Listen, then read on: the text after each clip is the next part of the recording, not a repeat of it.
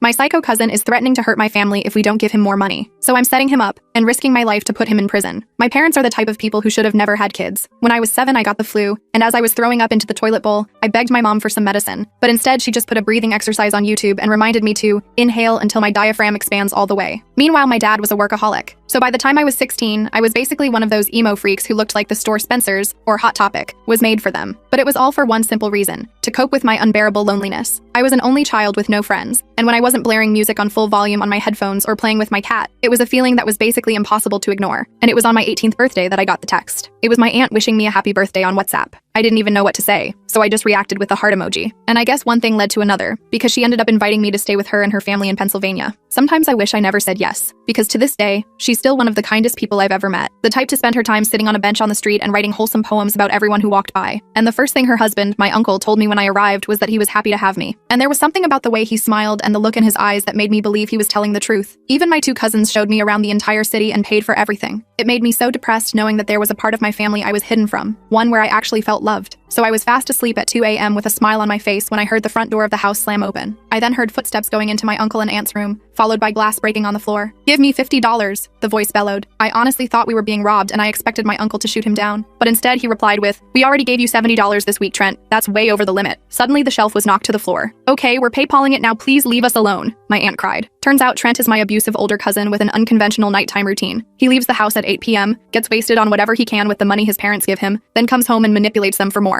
At the time I didn't really care, because it was still 1,000 times better than the home I grew up in. Plus, my other cousins, Samuel and Daisy, swore he'd never hurt me. But the more I found out, the more scared I became. Apparently he was schizophrenic, and had threatened the entire family multiple times. And I was pretty much able to ignore it, until one day when I was on a late-night walk with my uncle. He was lifting his arms up to stretch when I saw the bruises on his stomach area. My eyes widened. Well, my uncle was always pretty open about stuff, so he told me straight away. Trent did it. His tone was sad, like it was just another daily occurrence rather than straight-up abuse. It was after I told him he was 30 and he'd been living the same shitty life for 10 years, that he couldn't keep living off us and had to get a job. I buried my face in my hands, but that's when he whipped out his big black iPhone. On it were dozens of texts from Trent. "You'll die alone and unloved. You don't care about anyone but yourself, you worthless piece of shit. Just watch, I'm going to make your life so bad you'll kill yourself. And for his grand finale, I'll shatter your kneecaps so hard you'll never walk right again." My jaw literally dropped. All these messages were back to back. And worst of all, it was all because my uncle refused to send him $5 for more alcohol. Over the next few days, I found out he'd been hitting my aunt, his literal mother, and threatened my cousins too. But one day my uncle said something that changed everything. Yeah, since it's always at home, he's never a public threat, so the police don't care. It was like a light bulb moment. So that same exact day, I asked Trent to go on a walk with me. He agreed, because I told him I agreed to buy him some of the devil's lettuce. And halfway through the walk, when we were on the busiest street in Pennsylvania, I said it. "Dude, you're low-key an effing joke. Like you're 30 and live off your parents. I'm 20 and I make more money than you, LMAO. I then laughed in his face. "All you do is let yourself be an addicted man baby while you cry about how it's mommy and daddy's fault." Suddenly, I was interrupted by him pushing me down to the floor. He kicked me so hard I was coughing up red. I could practically feel my windpipe being destroyed. But within just 2 minutes, cop cars showed up and he was arrested. You see, I knew if I got him to beat me up, a harmless 20-year-old girl, then law enforcement would be forced to step in. But what I didn't anticipate was the jails being overcrowded, and him being let out on good behavior after just 2 weeks in a cell. Because for the entirety of his stay, there was just one thing on his mind: getting revenge on me. The prosecutor had warned us about this, explaining that Trent had made his intentions clear to his cellmate,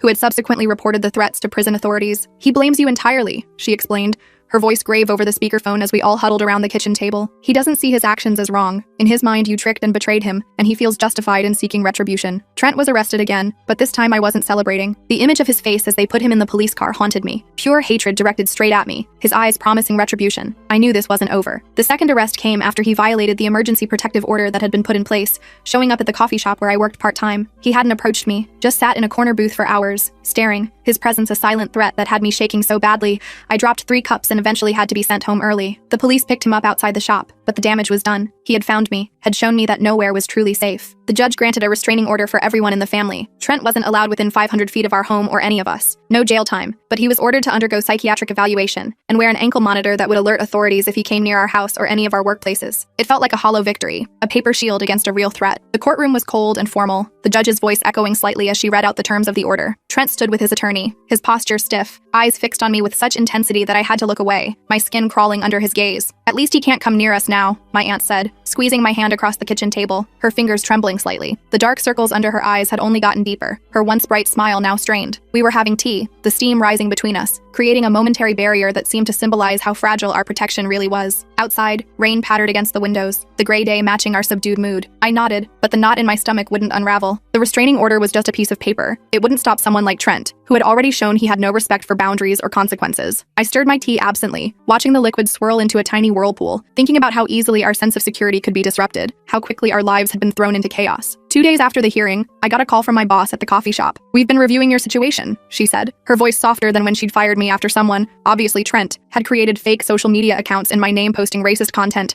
and sent screenshots to my workplace. The firing had been swift and humiliating, my manager calling me into the back office and sliding printouts across the desk without meeting my eyes. I had tried to explain, to defend myself, but the evidence seemed overwhelming. Accounts with my name, my photo, spewing hateful rhetoric that made me sick to my stomach. "Some of your coworkers showed me proof those accounts weren't yours. Your position is still open if you want it." Her voice had a hint of apology now, a recognition of how quickly she had judged and condemned me without proper investigation. My coworkers, people I had barely spoken to beyond work necessities, had apparently gone to bat for me, presenting evidence that the accounts were newly created and couldn't possibly be genuine. I nearly cried with relief, my eyes stinging. "Thank you. I'll be there tomorrow." The weight that lifted from my shoulders was immense, not just the practical concern of income, but the validation that I hadn't been completely abandoned, that there were people willing to stand up for the truth. Things seemed to calm down for about a week. The packages stopped. No more dead flowers or mutilated stuffed animals left on our doorstep. No more fake social media accounts appeared. Uncle even slept through an entire night for the first time in months, not waking up every hour to check the locks. The house began to feel like a home again, rather than a fortress under siege. Daisy started playing her guitar in the evenings, the gentle music filling the living room as we all pretended to read or watch TV, each of us secretly savoring this moment of normalcy, this brief respite from constant vigilance. Then Daisy found something tucked under her windshield wiper after school, a USB drive, small and innocuous. It was just sitting there, a tiny black rectangle against the glass, easily mistaken for something she might have left herself. She brought it home, turning it over in her fingers as she described finding it, her brow furrowed with confusion rather than fear. She hadn't yet realized what it might contain. Against my warnings, she plugged it into her laptop. I had a bad feeling as soon as she mentioned it, my stomach dropping with dread. "Wait," I had said, reaching for the drive. "Let me check it on my old computer first, just in case it's a virus." But curiosity had already gotten the better of her, her finger clicking the drive open before I could stop her. It contained hundreds of photos of her, walking to class, at the mall with friends, even sleeping through her bedroom window, the flash casting an eerie glow on her peaceful face. The images filled the screen one after another as she clicked through them, her expression shifting from confusion to horror with each new revelation. There were photos from different angles, different distances, some clearly taken with a zoom lens from far away, others frighteningly close, intimate moments captured without her knowledge or consent. "He's been watching me for months," she whispered, her face ashen, hands shaking as she scrolled through the images. The realization that she had been under surveillance, that her privacy had been so thoroughly violated, seemed to hit her all at once. She slammed the laptop closed and ran to the bathroom, the sound of retching following seconds later. We called the police, but they said what we expected. Without proof it was Trent, there was nothing they could do. The restraining order only worked if we could prove he was the one violating it, and the photos themselves weren't technically illegal. They were taken in public places, except for the bedroom ones, which were too blurry to definitively prove they were taken without consent. The officer who came to take our report was sympathetic but powerless, explaining the limitations of the law with a frustration that suggested he'd had this conversation many times before. That night, I woke to the sound of scratching at my window, like fingernails dragging across glass. I froze, heart pounding so hard I could feel it in my throat, as a shadow moved across the glass. The sound was deliberate and rhythmic, too consistent to be a tree branch or animal. My entire body tensed, muscles locked with fear as I stared at the window, unable to move, barely able to breathe. By the time I gathered the courage to look, whatever it was had gone, leaving only darkness. I finally forced myself out of bed, legs shaking so badly I nearly fell, and crept to the window. The night outside was still and quiet, no movement visible in the yard below. For a moment I wondered if I had dreamed it, if the stress and fear had finally manifested in auditory hallucinations. In the morning, I found claw marks on the outside of the frame, too high up to be an animal, too deliberate to be accidental. 4 parallel lines gouged into the wood, deep enough to have required significant force. I ran my fingers over them, feeling the rough edges where the paint had splintered away, revealing the raw wood beneath. The physical evidence made it impossible to dismiss as imagination or dream, confirming that someone had indeed been at my window in the night. "We need a security system," I told my uncle over breakfast, pushing my untouched toast away. The thought of eating made my stomach turn, anxiety having robbed me of any appetite. The kitchen was bright with morning sunlight, a deceptive cheerfulness that couldn't dispel the shadow of fear that had settled over all of us. He nodded wearily, the bags under his eyes more pronounced than ever. "I've been saving up. We'll get it installed next week." He looked older than he had when I first arrived, the constant stress etching new lines around his eyes and mouth. His shoulders slumped with the weight of responsibility, of trying to protect his family from a threat that seemed to be always one step ahead of us. But we didn't make it to next week. The following evening, I was walking home from my shift, the smell of coffee still clinging to my clothes, when a car slowed beside me, engine purring. It was a dark sedan, nondescript except for the tinted windows that prevented me from seeing the driver clearly. My pulse immediately quickened, instinct screaming danger as the vehicle matched my pace, moving slowly alongside the sidewalk where I walked. The window rolled down, revealing a man I'd never seen before, though something about his sneering expression reminded me of Trent. He had the same hollow eyes, the same contemptuous curl to his lip. He was older, maybe mid-30s, with a patchy beard and a scar cutting through his right eyebrow. The interior of the car was dark, but I could make out at least one other person in the passenger seat, a shadowy figure leaning forward with interest. "Hey, you're the one who got Trent in trouble, right?" His smile didn't reach his eyes, which remained cold and calculating. There was something predatory in his gaze, an assessment that made me feel like prey being sized up by a hunter. The car continued to crawl alongside me, forcing me to either stop walking or continue with this unwanted escort. I quickened my pace, not responding, my keys clutched between my fingers as a makeshift weapon. The metal dug into my palm, the pain a grounding sensation amid the surge of adrenaline and fear. My breathing became shallow and quick, my focus narrowing to the path ahead, calculating how far I was from home, from safety. "He says to tell you he's thinking about you," the man called after me, his voice echoing in the quiet street. "Says you'll get what's coming." The threat hung in the air, following me like a shadow as I practically ran the rest of the way home, the sound of the car finally receding as it turned at the corner, its mission of intimidation accomplished. That night, we had a family meeting around the kitchen table, the overhead light casting harsh shadows on everyone's worried faces. We sat in a tight circle, chairs pulled close together as if physical proximity could somehow protect us from the threats that seemed to be closing in from all sides. A notepad sat in the center of the table,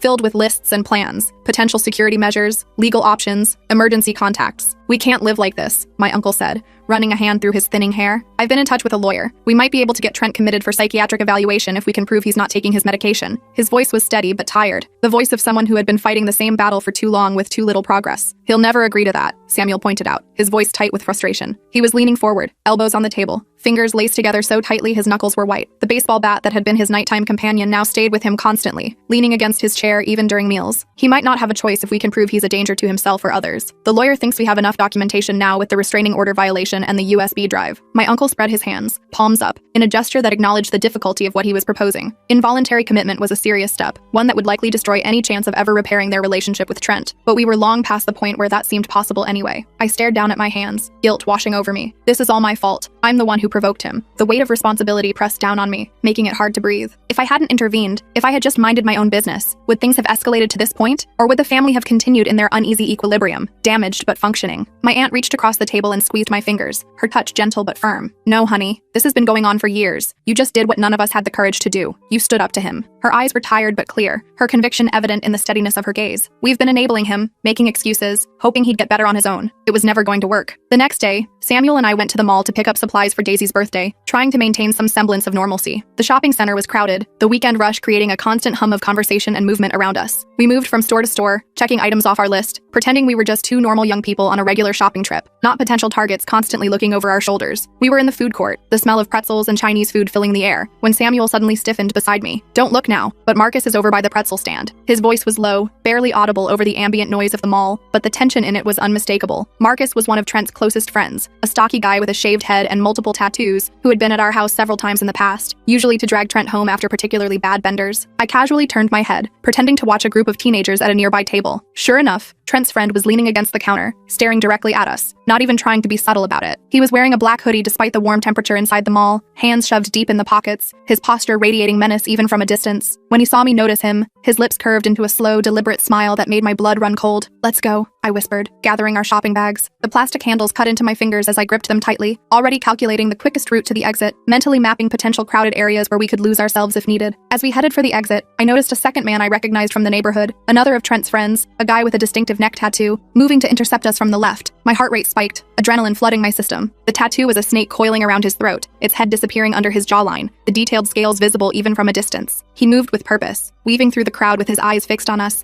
his path clearly designed to cut off our most direct escape route. "They're trying to corner us," I hissed to Samuel. "Head for the security office." I changed direction abruptly, pulling Samuel along with me, moving against the flow of shoppers toward the center of the mall, where I had noticed the security station earlier. The crowd worked both for and against us. It slowed our pursuers but also impeded our progress, bodies becoming obstacles we had to navigate while trying to appear calm. We changed direction, moving quickly through the crowd, weaving between shoppers and kiosks. I glanced back to see both men following, not even trying to be subtle anymore, their intent clear in their purposeful strides. They had split up, each taking a different path, attempting to flank us from both sides. The coordinated nature of their pursuit confirmed this was no accidental encounter. They had been waiting for us, watching, planning. We made it to the security office and explained the situation, the words tumbling out in a rush. The guards escorted us to our car, but the damage was done. The message was clear. Trent could get to us anytime, anywhere, even with an ankle monitor supposedly tracking his movements. As we drove home, Samuel's hands gripped the steering wheel so tightly his knuckles were white, his jaw clenched with tension. Neither of us spoke, the silence in the car heavy with unspoken fear and the growing realization that nowhere felt safe anymore. When we got home, there was a package on the porch addressed to me, the brown paper wrapping ordinary except for my name written in jagged letters. The handwriting was distinctive, sharp angles and heavy pressure that had torn through the paper in places,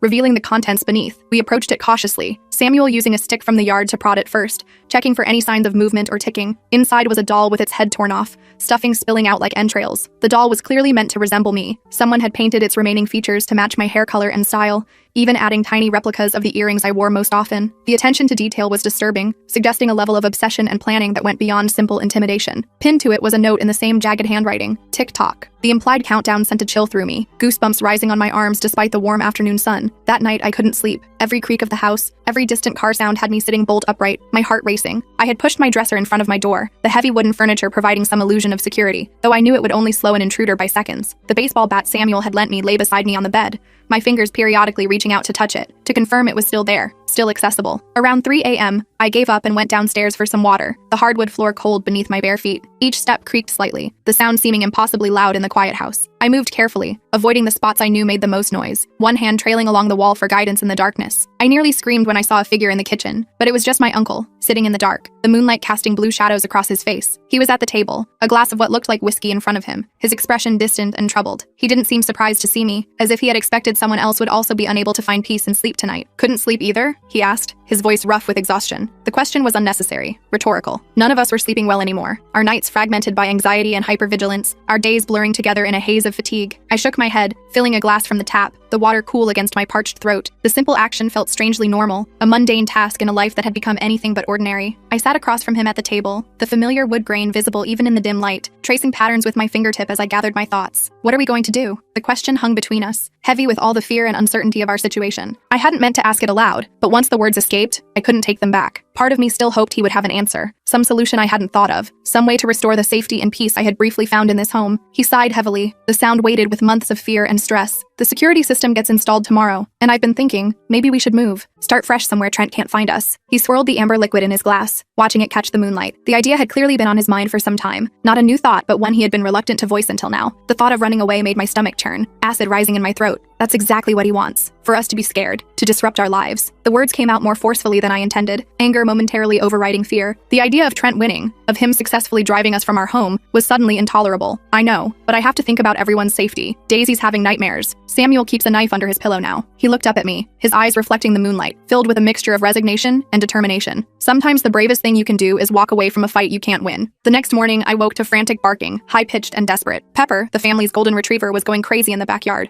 her usually friendly demeanor replaced with agitation. The sound pulled me from a fitful sleep, instantly setting my nerves on edge. Pepper rarely barked. She was a gentle, well-trained dog who typically greeted strangers with a wagging tail rather than alarm. I rushed downstairs to find my aunt already at the back door, her hand over her mouth, eyes wide with shock. The entire yard was covered in broken glass, bottles smashed everywhere, glittering dangerously in the morning sun like a field of deadly diamonds. Beer bottles, wine bottles, liquor bottles, dozens of them, deliberately shattered to create a hazardous landscape that would injure anyone, or any pet, who ventured outside. Pepper was confined to the small concrete patio, barking frantically at the destruction of her territory, unable to cross the sea of glass to investigate, and spray-painted across our back fence in red, dripping letters that looked disturbingly like blood. Nowhere to hide. The message stretched the entire length of the wooden fence, the letters large and crude, paint running down in rivulets that resembled tears, or blood. The sight of it made my breath catch, a physical reminder that our home was not the sanctuary we pretended it to be. The security company arrived that afternoon, 2 technicians in blue uniforms installing equipment with efficient movements. By evening, we had cameras covering every approach to the house, motion sensors on all windows and doors, and a panic button system that would alert police immediately if triggered. The main console displayed feeds from all the cameras,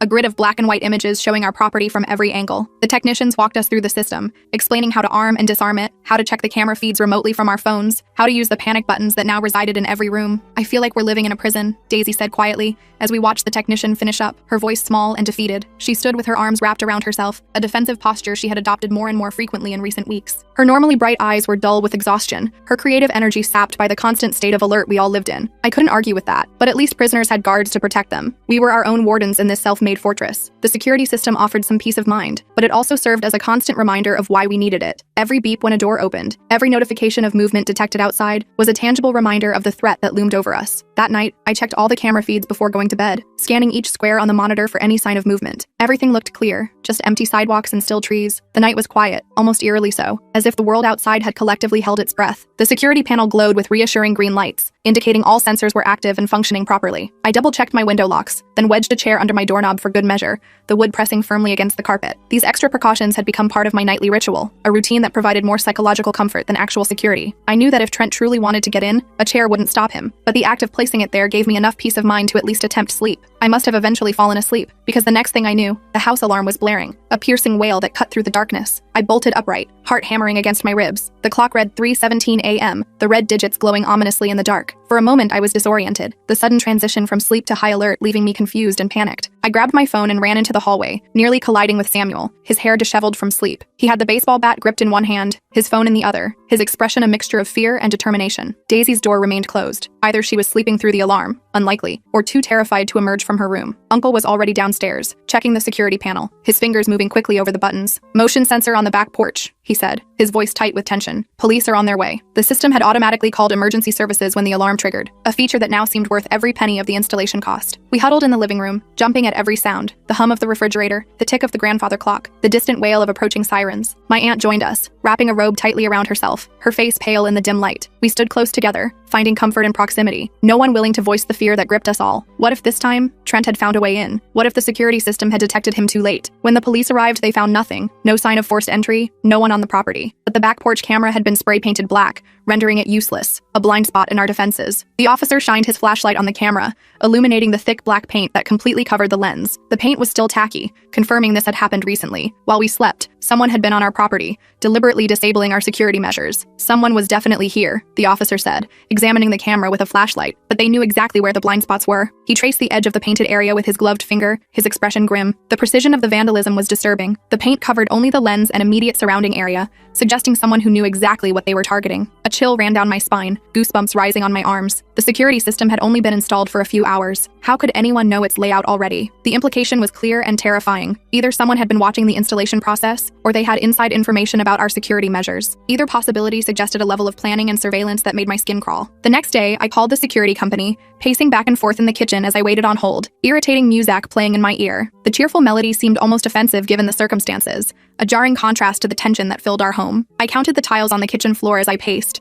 trying to channel my anxiety into something productive, something measurable. "Valley Security, how can I help you?" A cheerful voice finally answered. The woman's professional tone was at odds with the urgency I felt, her script-like greeting suggesting this was just another routine call in her day. I explained the situation, asking if anyone could have accessed information about our system. My voice shook slightly as I described the painted camera, the apparent knowledge of our security layout. The implications were too disturbing to ignore. If someone had information about our system, what else might they know about us? The customer service rep checked their records, keyboard clicking in the background. The sound of her typing seemed to go on forever, each second stretching into an eternity as I waited for information that could confirm or deny my worst fears. "It looks like someone called yesterday afternoon requesting information about your installation," she said, her cheerful tone fading. "They claimed to be the homeowner and asked for details about the camera placement." The admission came reluctantly, her voice dropping as she realized the potential seriousness of the breach. My blood ran cold, a chill spreading through my body. "And you just gave them that information?" The words came out sharper than I intended, anger temporarily overriding fear. The idea that our security had been compromised so easily, so completely, was almost too much to process. "They verified the account with the correct phone number and address," she replied defensively. "It's standard procedure." Her tone suggested this was a reasonable explanation, that following protocol somehow absolved the company of responsibility for what had happened. I hung up, feeling sick. Trent was always one step ahead, playing chess while we were playing checkers. He knew our phone number, our address. Of course he did. He had lived here. And he knew exactly how to manipulate systems, how to sound authoritative and legitimate when it served his purposes. The realization that our attempts at security had been so easily circumvented left me feeling hollow, defeated in a way I hadn't felt since arriving in Pennsylvania. That evening, Daisy received a text from an unknown number, her phone chiming with the notification, "Nice security system, shame about the basement window." She stared at the screen, her face draining of color, hands trembling so badly she nearly dropped the phone. The message was simple but devastating, proof that Trent not only knew about our security measures, but had identified a weakness we hadn't even considered. We rushed to check, feet pounding down the stairs. The small window in the basement laundry room, the one place we hadn't put a sensor because it was too small for an adult to fit through, had been tampered with. The lock was broken, hanging uselessly from the frame. The window itself was intact, but the damage to the lock was deliberate and recent. The wood around it splintered and fresh. "He's toying with us," Samuel said, his voice shaking with a mixture of fear and anger. "He could have gotten in if he wanted to. He's just letting us know he can." His hands were clenched into fists at his sides, knuckles white with tension. The psychological warfare was perhaps more effective than an actual break-in would have been. Trent was showing us that our safety was an illusion, that he could violate our space at any time of his choosing. We added another sensor to the basement window that night, the technician returning with an apologetic expression. He worked quickly, installing not just a sensor, but reinforcing the window with additional locks and a metal security grate. "This should hold against pretty much anything short of explosives," he assured us, though his attempt at humor fell flat in the tense atmosphere of the basement. None of us slept, taking shifts to watch the security monitors, jumping at every shadow that moved across the screens. The night stretched endlessly, each hour marked by the changing of the guard, one family member retiring to rest while another took their place before the monitors, eyes scanning constantly for any sign of movement, any indication that our nightmare had returned. The following morning, I had an idea, the plan forming in my mind as I watched a police car drive slowly past our house. Their increased patrols another measure that felt inadequate against Trent's determination. The officers were doing their best, but they couldn't be everywhere at once, couldn't watch our house 24/7. We needed something more definitive, something that would end this once and for all. "We need to set a trap," I told my uncle, keeping my voice low even though we were alone in the kitchen. "Make him think he's winning, then catch him in the act." The idea had come to me during my pre-dawn watch shift, a strategy born of desperation and too many crime shows, but one that might actually work. Uncle looked skeptical, lines of exhaustion etched deeply around his eyes. "How?" He leaned against the counter, coffee mug cradled in his hands like a lifeline, the dark circles under his eyes testament to another sleepless night. "We make it look like we're leaving, all of us. Make him think the house will be empty." The plan took shape as I spoke, details falling into place with surprising clarity. "We pack up, make a big show of loading the car, tell the neighbors we're going away for a while, but we don't actually leave. We hide, wait for him to make his move." We spent the day ostentatiously packing suitcases, loading them into the car where anyone watching could see. We made multiple trips in and out of the house, carrying boxes and bags, speaking loudly about our trip whenever we were outside. Daisy even tearfully hugged her friend who came to say goodbye, the performance convincing enough that the friend also began to cry, promising to water the plants and check the mail while we were gone. Uncle called our neighbor Phil loudly from the front yard, explaining we were going to stay with relatives for a while until things calmed down, his voice carrying in the quiet street. Phil was in on the plan, his concerned nods and questions about when we'd return all part of the show we were putting on for any watching eyes. The performance was as much for Trent's benefit as for any potential informants he might have in the neighborhood. The more people who believed we were leaving, the more likely the information would reach him. That evening we drove away, but only to the end of the block where we parked behind Phil's house, out of sight from the street. We sat in the car for several minutes, engine off, waiting to ensure no one had followed us. The silence was tense, each of us lost in our own thoughts, the weight of what we were attempting pressing down on us all. Then we snuck back through the yards, entering through Phil's back door and crossing through his basement into ours, through a connecting door in the foundation wall that Phil had shown my uncle years ago. The passage was narrow and dusty, clearly unused for years until now, cobwebs brushing against our faces as we moved single file through the dark space, flashlights providing the only illumination. "These old houses were built close together," Phil explained as he led us through. "During the big flood of '72, folks cut these passages to help each other evacuate if needed." His voice echoed slightly in the confined space, the history lesson a welcome distraction from the anxiety of our current situation. Never thought we'd be using it for something like this though. We settled in to wait, all lights off, monitoring the security cameras from our phones, the blue glow illuminating our tense faces. We positioned ourselves strategically throughout the house, Samuel near the front door, my uncle by the back, Daisy and my aunt in the upstairs hallway, me in the basement near the compromised window. Each of us had a panic button and a direct line to the police, who were waiting nearby, briefed on our plan and ready to respond at a moment's notice. Hours passed. Nothing. The house creaked and settled around us, familiar sounds now seeming ominous. Every tick of the heating system, every rustle of branches against windows, every distant car passing on the street, all became potential threats. Our nerves stretched to breaking point by the constant state of alert.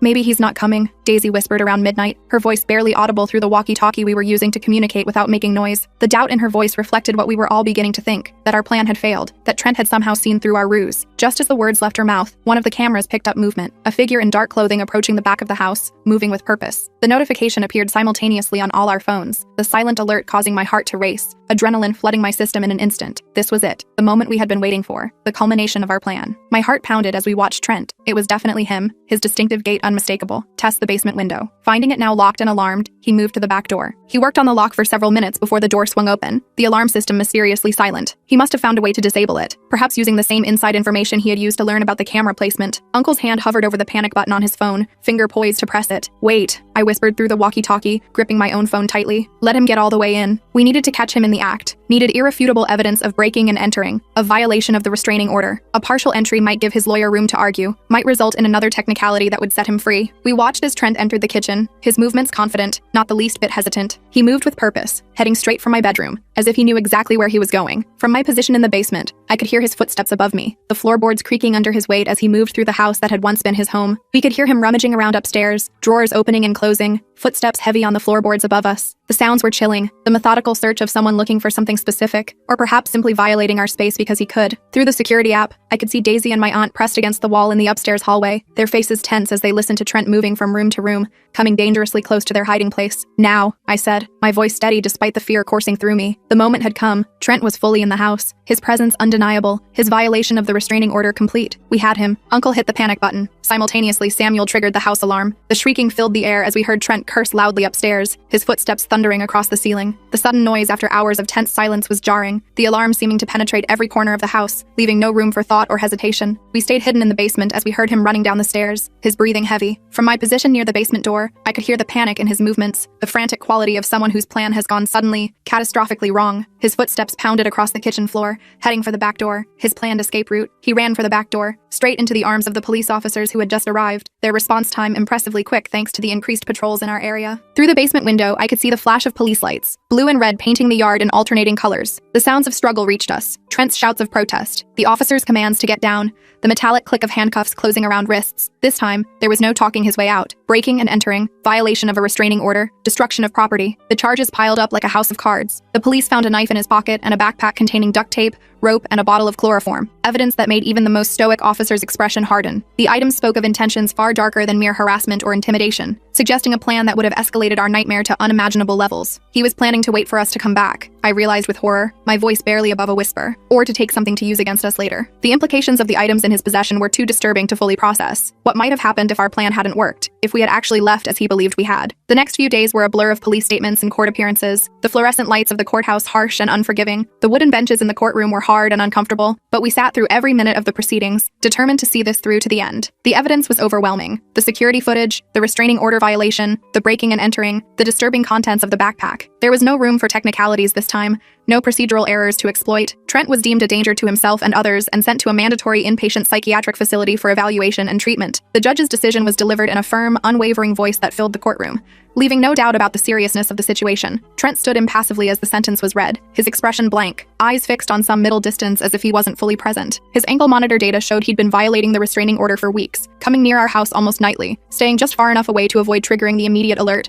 but close enough to watch, to plan. The prosecutor presented maps showing his movements, the digital breadcrumbs revealing a pattern of obsession and surveillance that had gone undetected until now. The evidence painted a picture of someone who had made tormenting us his full-time occupation, who had dedicated every waking moment to planning his revenge. I thought I would feel relief when they took him away, his hands cuffed behind his back as they led him from the courtroom. Instead, I felt hollow, empty. The constant vigilance had drained something from me, leaving me exhausted in a way sleep couldn't fix. As we walked out of the courthouse, the bright sunlight seemed harsh and intrusive after the dim interior, making me squint and turn away. The world continued around us, people walking by, cars passing, life proceeding as normal, oblivious to the battle we had just fought and won. "It's over," my aunt said, hugging me tight, her familiar perfume, vanilla and something floral, enveloping me. Her arms were warm and secure around my shoulders, her embrace conveying all the things words couldn't express: gratitude, relief, the beginning of healing. We can start to heal now. But that night, as I lay in bed staring at the ceiling, the shadows playing across the textured surface, my phone pinged with a message from an unknown number. "Enjoy your fake little victory. You'll never be safe." The words glowed in the darkness, menacing despite their digital form. My heart, which had just begun to settle into a normal rhythm after weeks of constant alert, immediately began racing again, the brief peace shattered by 13 simple words. The words glowed in the darkness, menacing despite their digital form. I reported it immediately, hands shaking as I called the detective assigned to our case. The authorities traced it to a burner phone purchased by Marcus, Trent's loyal friend who'd been watching us at the mall. The detective arrived within the hour, taking my phone as evidence, his expression grim as he read the message for himself. The investigation was swift and thorough, digital forensics tracking the message back to its source with impressive speed. It was a violation of Trent's probation terms, no contact, direct or indirect, with any of us. The judge was notified immediately, the new evidence added to Trent's file, his case reviewed with the additional context of continued harassment despite incarceration. The message demonstrated that his obsession hadn't diminished, that institutional walls weren't enough to contain his determination to torment us. Trent's stay at the inpatient facility was extended indefinitely, the judge citing his continued attempts to harass and intimidate as evidence of his danger to the community. His devices were confiscated, his communication privileges restricted. The facility implemented additional security measures, monitoring his interactions more closely, limiting his access to anything that could be used to reach out to the outside world. Marcus was charged as an accomplice, his smug expression finally faltering when the handcuffs clicked around his wrists. The detective had shown me his mugshot, the shock and disbelief evident in his wide eyes, the reality of consequences finally sinking in. For too long, Marcus and others like him had enabled Trent's behavior, participating in his campaigns of harassment without experiencing any repercussions themselves. That time was over. Slowly, life began to return to something resembling normal. We kept the security system, the cameras a constant reminder of what we'd been through. The blinking lights on the control panel became part of the background noise of our lives, a persistent reminder of vigilance but no longer the focus of our every waking moment. Uncle still checked the locks 3 times before bed, a ritual that brought him comfort. I still woke at every unusual sound, my body conditioned to expect danger. But we were sleeping again, eating regular meals. Daisy even started bringing friends over after school, their laughter filling the house with a sound that had been absent for too long. The first time I heard her giggling with her best friend in the living room,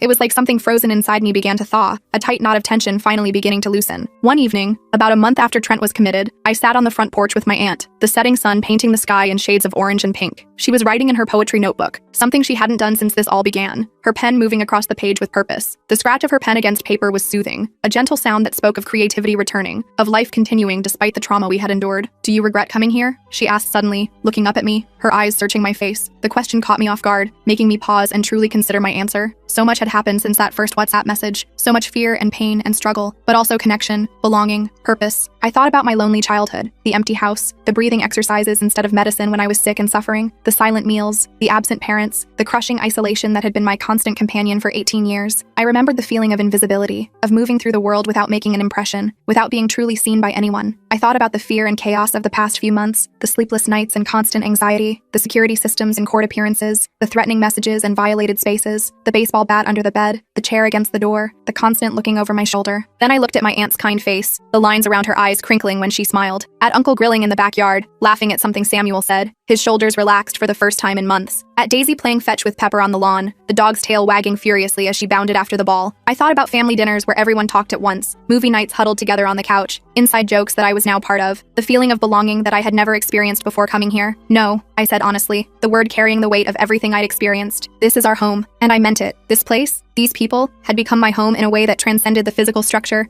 in a way my parents' house had never been. Home wasn't just a building, it was the feeling of safety, of belonging, of being seen and valued. It was worth fighting for, worth protecting, worth all the fear and struggle we had endured. That night, I slept soundly for the first time in months, my cat curled up beside me, her warm body and gentle purring a comfort I'd missed. I'd brought her from my parents' house the week before, finally feeling safe enough to have her here, to truly make this place my home. Luna had adapted quickly, exploring every corner of the house with curious eyes, eventually claiming my bed as her territory, just as she had in my old room. Her familiar weight against my side was grounding, a connection to my past that I could carry forward into this new life. In the morning, I woke to sunlight streaming through my window, dust motes dancing in the golden beams, no alarms, no panic, just the sounds of my family moving around downstairs, starting their day, the clatter of dishes, the hiss of the coffee maker, the murmur of conversation, ordinary sounds that had become extraordinary in their normalcy, in the peace they represented after so much chaos. I reached for my phone and deleted the texting app I'd used to lure Trent that first time, the one that had set everything in motion. I wouldn't need it anymore. The calculated, strategic part of me that had orchestrated his downfall could rest now, giving way to something softer, something healing. The screen glowed briefly as the app disappeared, taking with it a chapter of my life that was now closed. As I headed downstairs for breakfast, the smell of pancakes and maple syrup guiding me, I realized something. Trent had tried to destroy this family for years. He'd used fear as a weapon, isolation as a tool. In the end, he'd accomplished exactly the opposite. We were closer than ever, stronger, unbreakable in a way we hadn't been before. The trials we had faced together had forged bonds between us that couldn't be severed, creating a family unit that was resilient in ways we never could have been individually. Uncle looked up as I entered the kitchen, sliding a plate of pancakes my way, steam rising from the golden stack. "Sleep well?" His question was simple but loaded with meaning. Sleep had been a luxury denied to us for so long, peaceful rest an elusive dream during the worst of our ordeal. I smiled, accepting the plate, the weight of it solid and real in my hands. Yeah, I really did. And it was true. I had slept deeply and dreamlessly, without the nightmares that had plagued me for weeks. It was a small victory, but a significant one. The first of many steps toward healing, toward reclaiming the life that Trent had tried so hard to destroy.